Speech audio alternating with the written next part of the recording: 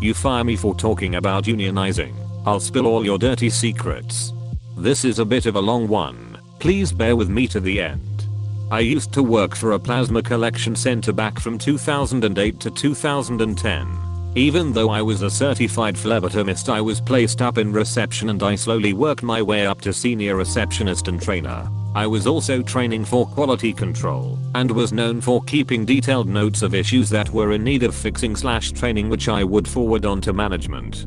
Some of the things I'd keep track of were violations of FDA and GAP, German Health Authority, since we were run by a German / Swiss company, as well as OSHA issues. Because I wasn't seeing anything being done, I eventually stopped reporting the issues to avoid being labeled a troublemaker and just kept time / date info, and if I could I got pictures with date stamps just to cover my own ass in case something bad went down. Fast forward to June of 2010. And I was talking with one of my coworkers about the proposed cuts to benefits and the high turnover rate at our center.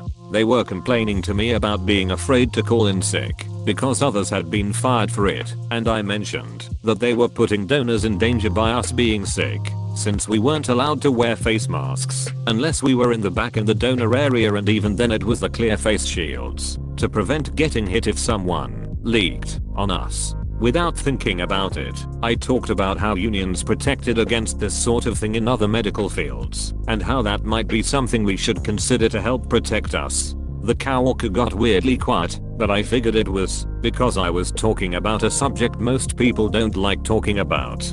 Nothing really happened until about August, when another coworker grabbed my ponytail while I was working with a donor and yanked down on it, jerking my head back. I'd informed everyone I worked with to never touch my hair because it was a trauma trigger for me from being abused, and so this coworker knew I would wind up in panic mode from this. She'd seen it happen before when a donor touched my hair, so this was deliberate. I remember telling her to not do that again or I would make her get away. She of course walked up and yanked my hair even harder, and I hit her. The supervisors went into damage control mode as I fled the area, still in a panic response, and one of them cornered me and demanded I write down what happened because I had assaulted someone on the property. I wrote my side as well as told them to check security footage, since the camera was aimed right at the booth I was working at and had clear view of the events. Turned out everyone else told an entirely different and creepily similar story than what I told, and the footage couldn't be found, even though less than half an hour had passed. I was fired for assault less than an hour later and escorted off the premises after being given 5 minutes to clear out my locker and get my belongings. So on to the revenge, which was two-pronged. My partner was there on that day and saw what happened and tried to offer to write up what he saw, but was denied. So the next time he went in, he wound up being screened by the coworker who yanked my hair, who didn't even get a write-up for assaulting me, and asked her loudly enough that the whole reception area could hear, "So how's those 50 shekels of silver, Judas? Was it worth it?" Which left her in tears, and another person had to finish screening him. He wound up being banned for 6 months for his attitude, but he claims it was more than worth it.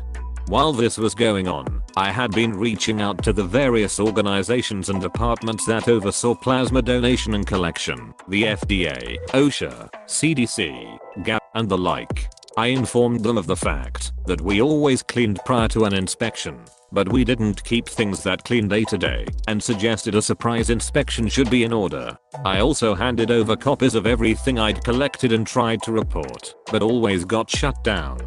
I learned a few months later that all of the management and several of the other techs and supervisors were all suddenly reassigned, and the FDA, GAP, and OSHA had all slammed fines on the center for violations dating back almost the whole time I worked there. TL, doctor, don't frig with the person who keeps meticulous notes and has nothing left to lose. That's what happens when you try to screw over your employees while running a not so trustworthy business. Don't do two asshole things at the same time. I've read it before, and I'll repeat it. You can be an asshole or a crook, but don't try to be both.